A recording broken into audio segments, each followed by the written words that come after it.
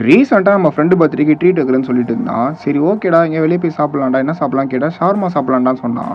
சரி ஓகேடா நான் துபாய் கிச்சன் கூப்பிட்டு போகிறாங்க, ஷவர்மா நல்லாயிருக்கும்னு சொல்லிட்டு அங்கே கூட்டிகிட்டு போனேன். அங்கே போனால் கிரில்லு தந்தூரிலாம் போட்டு சுட சுட ரெடி பண்ணி வச்சிருக்காங்க. சரி அதே வைவில் மேலே போயிட்டு ஒரு போஸை கொடுத்துட்டு அப்படியே எல்லாம் உட்காந்துட்டோம்.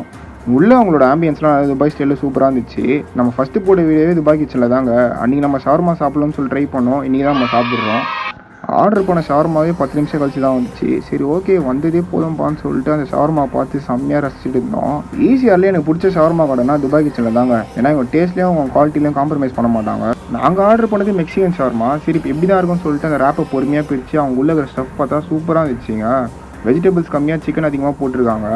அந்த குபூஸ் கூட செம்ம சாஃப்டாக இருந்துச்சு. ஒரு பைட் கடிக்கும் போதே அது நல்லா தெரிஞ்சுது. டேஸ்ட் வைஸ் பார்த்தீங்கன்னா இது ஓகே தான், பட் லைட்டாக அந்த சோர்னஸ் தெரிஞ்சுது. சரி ஓகே நல்லா தான் இருக்குன்னு சொல்லிட்டு ஃப்ரெண்டை சமாளித்து அவனை ஒரு வழியாக சாட வச்சேன். அவன் ஆனால் பிளேட் ஷவர்மா மாதிரி ஷவர்மா பிச்சு போட்டு சாட மாட்டேடா அப்படின்றான். சரிடா வீடியோலாம் எடுக்க மாட்டேன்னு சொல்லிட்டு நைஸாக அவனுக்கு தெரியாமல் வீடியோ எடுத்துருந்தேன். சரி ஓகே ஒரு வழியாக அவன் சாப்பிட்டு முடிச்சுட்டு கீழே வந்துட்டான். பில்லை கட்டுறான். நான் ஏன்னு சொன்னேன், ஏன்னா அவன் தான் பர்த்டே பாய். நீங்கள் இந்த ரெஸ்டாரண்ட்டில் ஷவர்மா ட்ரை பண்ணியிருந்தீங்கன்னா அதோட டேஸ்ட் எப்படி இருக்குன்னு சொல்லிட்டு மறக்காமல் கமெண்ட் பாக்ஸில் கமெண்ட் பண்ணுங்கள். நம்ம சேனலை சப்ஸ்கிரைப் பண்ணாத யாராச்சும் இருந்தீங்கன்னா மறக்காமல் சப்ஸ்கிரைப் பண்ணுறேங்க.